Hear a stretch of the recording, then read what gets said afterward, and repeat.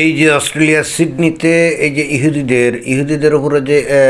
ইহুদিদের উপরে যে বন্দুক হামলা হয়েছে, যে যাতে নাকি অলরেডি এখন যেটা জানা যাচ্ছে যে 16 জন মারা গেছে, অর্থাৎ 16 জন ইহুদি মারা গেছে। এবং এটাও জানা গেছে যে ওখানে যারা মানে 2 জন ব্যক্তি বস্তুত ইহুদিদের উপরে গুলি ছুটেছে এবং 50টার অধিক তারা গুলি ছুটেছে। তো ওই 2 জন ব্যক্তি যারা, ওই 2 জন ব্যক্তি হলো পাকিস্তান থেকে অভিবাসী হওয়া অস্ট্রেলিয়ার বর্তমান নাগরিক আর কি। তারা হলো কি সাজিদ আকরাম আর নাভিদ আকরাম।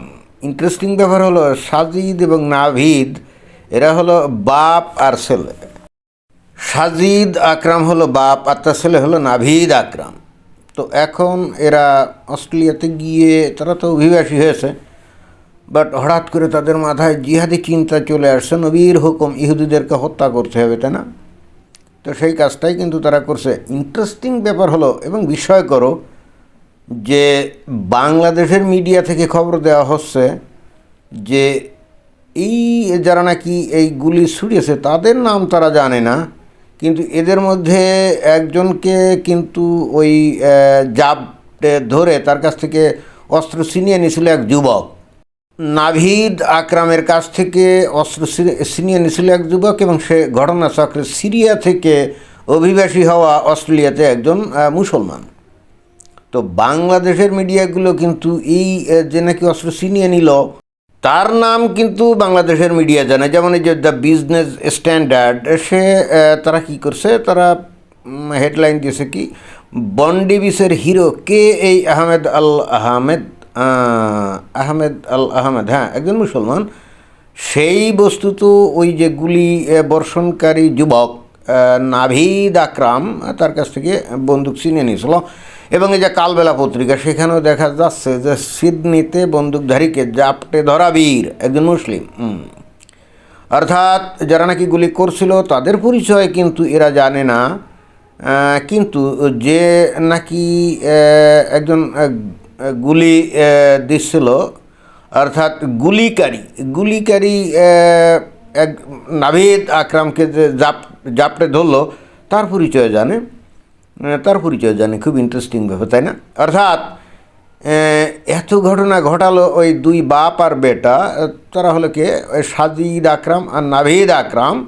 সারা দুনিয়ার মিডিয়াতে কিন্তু এই 2জনের নাম জানে, কিন্তু বাংলাদেশের মিডিয়া কিন্তু তাদের নাম জানে না, এবং নাম জানার কথাও না, কারণ তারা তো মুসলমান, তাই না? তো তাদের নাম জানলে তো মুশকিল। কিন্তু যে নাকি এই বন্দুকধারীকে জড়িয়ে ধরে গুলি করা থেকে বিরত রাখলো, তার নাম জেনে গেল, কারণ জানতে তো হবেই, কারণ সে হলো একেবারে খাঁটি মুমিন মুসলমান, সিরিয়া থেকে আগত, তাই না? তো এটার মাহাত্ম্য কী, এই ধরনের খবর প্রচার প্রকাশের মাহাত্ম্য কী? এই যে এই সমস্ত দেশের মানে পৃথিবীর যে কোনো দেশের মিডিয়াতে কিন্তু ওই সিডনিতে হামলাকারী সাজিদ আকরাম ও নাভিদ আকরাম সম্পর্কে যা জানা গেল, মানে এভাবেই কিন্তু প্রত্যেকেই খবর দিয়েছে। বাট বাংলাদেশের মিডিয়া কিন্তু সাজিদ আকরাম ও নাভিদ আকরামের নামও জানে নাই, কে বা কারা গুলি করছে, এরা কোথা থেকে গুলি করছে, ভাব কেন এমন। এরা বস্তুত মনে হয় যে মঙ্গল গ্রহে থেকে সিডনিতে বন্ডি বিচে নাজিল হয়ে তারা গুলি শুরু করেছিল, এই হেতু বাংলাদেশের মিডিয়া এদের নামটাম জানে না। এই যে বাংলাদেশের মিডিয়া, এরা যে এই 2জন গুলিবর্ষণকারী মুসলমান মানে পাকিস্তানি বংশোদ্ভূত মুসলমান, এদের নাম জানে না, এটা নিয়ে কিন্তু অনেকে আবার ভিডিও করছে, দেখলাম খুব রসিয়ে অনেক কথাই বলছে। তো আমি চিন্তা করলাম যে আমারও তো এ বিষয়ে তাহলে একটা নাতিদীর্ঘ একটা ভিডিওর অবতারণা করা উচিত না? কারণ বাংলাদেশের মিডিয়া এত খবর রাখে, দুনিয়ার এত খবর রাখে। দেখেন যে বাংলাদেশের মিডিয়া খবরও রাখে যে ওই যে হাদিকে গুলি করছিল যে ছেলেটা, সে নাকি ঠিকই পালিয়ে গিয়ে ভারতে নাকি আশ্রয় নিয়েছে, এবং সেখান থেকে সে নাকি আবার ওই যে সেলফি তুলে পোস্ট করছে না কি করছে, কেউ যদিও দেখে নাই, বাট বাংলাদেশের মিডিয়া কিন্তু এই খবর জানে, এবং তারা কিন্তু এই খবর সাড়ম্বরে প্রচার করছে। বাট যে খবরের মূল নায়ক যে 2জন মুসলমান এবং পাকিস্তান থেকে আগত মুসলমান, সারা দুনিয়া যাদের খবর জানে, যাদের নাড়ি নক্ষত্র জানে, যাদেরকে প্রচার করছে, এই খবর কিন্তু বাংলাদেশের মিডিয়ার নজরে পড়ে নাই, এবং তারা তাদের খবরও জানে না। বাট বাট যে নাকি জাপটে ধরে বন্দুক ছিনিয়ে নিল তার পরিচয় জানে। তো এইটাতে আমি অন্যায় অবশ্য কিছু দেখি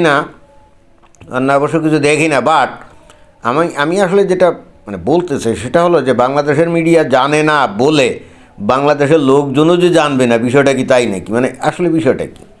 আসলে এরা নিজেদেরকে এত মূর্খ এবং অজ্ঞ এবং শেয়ানা আসালু কেন মনে করে? মানে এখানে যে গুলি করছে সে মুসলমান, যে গুলি বন্ধ করছে সেও মুসলমান, দুইজনকে চিহ্নিত করলেই তো হতো, তাই না? এখানে যে গুলি বন্ধগুলো অর্থাৎ যেটাকে জাপটে ধরলো শুধুমাত্র তাকে হাইলাইট করে আসলে কী বোঝানো হচ্ছে, এবং এইটা যদি বোঝানো হয়ও বা এটাকে যদি হাইলাইট করে খবর দেওয়া হয়, এই ইন্টারনেটের এই যুগে, ইনফরমেশন টেকনোলজির এই যুগে কেউ কি প্রকৃত খবর না জানা থাকবে? না, কেউই কিন্তু প্রকৃত খবর না জানা থাকবে না, সবাই কিন্তু প্রকৃত ঘটনা জেনে যাবে এবং জেনে গেছেও। তাহলে বাংলাদেশের মিডিয়া উইলফুলি এই ধরনের খবর প্রচারের মাহাত্ম্য কী?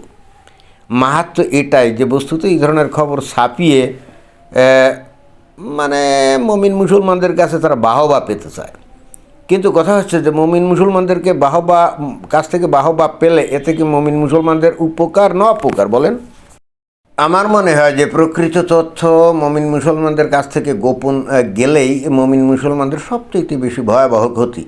যেমন ধরেন যে এই জায়গায় যে ঘটনাটা ঘটছে, এটা তো ঘটছে পরিপূর্ণ ইসলামের বিধান মেনে, তাই না? যে ওই সাজিদ আকরাম এবং নাভিদ আকরাম বাপ বেটা মিলে যে গুলিবর্ষণ করছে, এটা কিন্তু তারা ইসলামের পদাঙ্ক অনুসরণ করে, নবীর পদাঙ্ক অনুসরণ করেই কাজটা করছে। কারণ ইহুদিরা হলো ইসলামের জাত শত্রু, তাদেরকে কি করতে হবে? তাদেরকে এরকম করতেই হবে। এবং এই একই কাজ করছিল ওই যে 7 অক্টোবর 2023 সালে ওই যে হামাস, কথা নাই বার্তা নেই, হঠাৎ করে ভোরবেলা ইসরায়েলের ওপর আক্রমণ করে 12-13 ইহুদিকে মেরে ফেলল না? এটাই তো কেন মারছিল? এবং নট অনলি দ্যাট, এই যে গাজা থেকে প্রতিনিয়ত রকেট ছুটতো এই যে ইসরায়েলের মধ্যে, এ হামাস প্রতিনিয়ত এই কাজটা করতো। কেন করতো? কারণ এটা ইসলাম সম্মত, তাই না? এটা ইসলাম সম্মত এবং ইসলাম অনুযায়ী ইহুদিরা হলো ইসলামের সবচেয়ে বড় শত্রু। এবং নবী নিজেও কিন্তু ওই যে খায়বারে, তারপরে বানু কুরাইজা নামক যে ইহুদি সম্প্রদায় ছিল, তাদের তো কত 700 না 900 জন ইহুদিদের ওখানে মানে সেখানে কুচুকাটা করা হয়েছিল না? এবং সেটা তো নবীর একেবারে অনুমোদনক্রমে, তাই না? তো সেগুলো ভিন্ন ইতিহাস, সেগুলো বলে আর এখানে সময় নষ্ট করতে চাই না। বাট আমার বক্তব্য হলো ইহুদিরা তো মুসলমানদের সবচেয়ে বড় শত্রু, ইসলামের বড় শত্রু, এবং সেটাই প্রত্যেকটি মুসলমান জানে। এবং ইহুদিদেরকে হত্যা করাটা প্রত্যেকটা মুসলমান একটা সওয়াবের কাজ বলে মনে করে। হাদিসে আছে যে এমন একদিন আসবে যেদিন মুসলমানদেরকে ইহুদিদের সাথে যুদ্ধ করতে হবে, এবং তখন পাথরের আড়ালে যদি কোনো ইহুদি লুকিয়ে থাকে তাহলে পাথর বলবে যে দেখো দেখো এইখানে একটা ইহুদি লুকিয়ে আছে, তাকে হত্যা করো। তো এই সমস্ত কারণেই কিন্তু প্রত্যেকটা মুসলমান ইহুদিদেরকে ঘৃণা করে এবং সেই হেতু ইসরায়েল রাষ্ট্রকে তারা মানে না, এবং সেটাই কিন্তু পাকিস্তানের এই বাপ বেটা করছে। তো এখন এই তথ্যটা যদি এই আমাদের মিডিয়াগুলো বলতো যে না আচ্ছা ঠিক আছে, ইসলামের বিষয়টি সে বাদ, স্রেফ তারা যে মুসলমান এবং তারা যে পাকিস্তানি মুসলমান, এটা যদি বলতো, তাহলে মনে করেন যে বাংলাদেশের মমিন মুসলমানদের হৃদয়ে একটা প্রশ্ন জাগ্রত হতো যে ঠান্ডা মাথায় তাহলে এরা হত্যা করলো কী কারণে? এদের সাথে কি ওদের কোনো শত্রুতা ছিল? না, অবশ্যই শত্রুতা ছিল না। তাহলে এরা গুলি দিল কেন? তখন এরা কিন্তু একটা প্রশ্ন তাদের মাথায় আসতো এবং তারা হয়তো একটু কৌতূহলী হলে হতেও পারতো, এবং তখন হয়তো ইসলামের মূল বিষয়গুলো জানার চেষ্টা করলে করতেও পারতো। এবং এই সমস্ত জানার পরে তারা হয়তো নিজেরা অতঃপর সিদ্ধান্ত নিত যে তারা আসলে কী করবে না করবে, এবং ইসলামের বিধিবিধানগুলো হয়তো বা তারা জানতে পারতো, তাই না? এবং সেক্ষেত্রে একজন মুসলমান জেনে শুনে মুসলমান হতো, হয় অতঃপর সে আরও বেশি কট্টর জিহাদি হতো বা জঙ্গি হতো, অথবা হয়তো উদার হয়ে যেত। অ্যাটলিস্ট কিছুটা উপকার তো হতো, তাই না? কিন্তু বাংলাদেশের মিডিয়াগুলা মুমিন মুসলমানদের এটুকু উপকার তারা করতে চায় না। তো ঠিক আছে, ভালো কথা, না চাইলে আর কী করা যাবে, তাই না? তো আমরা তো মুমিন মুসলমানদের উপকার করতে চাই, সুতরাং তাদের এই খবরগুলো নিয়ে আমাদেরকে তো হালকা ছোটোখাটো ভিডিও বানাতেই হবে। যদিও আমাদের দর্শক সংখ্যা খুবই কম, বাট তারপরে 2-4 জন যদি এগুলো শোনে বা দেখে, খারাপ কি? যদি তাদের মনে প্রশ্ন জাগ্রত হয় যে কেন পাকিস্তানি মুসলমানরা কথা নেই বার্তা নেই একেবারে ঠান্ডা মাথায় এরকম ওই টার্গেট প্র্যাকটিস করার মতো গুলি দিয়ে মারছিল, তাই না? তো এটা কেন করতেছিল? আর এখানে পরিশেষে অবশ্যই এটাও বলতে হবে, যারা নাকি গুলি দিয়ে মারতেছিল তাদেরকে তো ওই যে সিরীয় যে মুসলমান, ও তো আর জানতো না যে কারা নাকি গুলি করছে। তো তার কাছে মনে হয়েছে একটা লোক, দুইজন লোক বা একজন লোক ঠান্ডা মাথায় গুলি দিয়ে মানুষ মারছে, তখন তার কাছে জিনিসটা খারাপ লাগছে, তাই না? তো তার মানবতা অনেকটা কি বলা যায়, তার মানবতা জেগে উঠছে এবং সে মনে করছে এটা তো ভয়ঙ্কর অন্যায়, এটা তো মানে কঠিন অন্যায়, বর্বরতা, অসভ্যতা। অর্থাৎ এই জন্যে অনেকটা বলা যায় যে নিজের জীবন বাজি রেখে হলেও এটা থামিয়েছে। কিন্তু যারা নাকি গুলি করতেছিল তারা যে মুসলমান কিনা তা তো এই লোকটা জানে না, তাই না? এখন মুসলমান যদি জানতো তাহলে যে নাকি তাদেরকে থামিয়েছে, অর্থাৎ একজনের কাছ থেকে বন্দুক কেড়ে নিয়েছে, সেই কাজটা করতো কিনা কে জানে। কারণ বাড়ি যেহেতু সিরিয়ায়, সে তো ইহুদিদের বা ইসরায়েলিদেরকে নিশ্চয় আরও ভালো চিনে, এবং তারা কি মুসলমানদের সাথে তাদের কি সম্পর্ক এটা তো আরও ভালো করে জানতো, তাই না?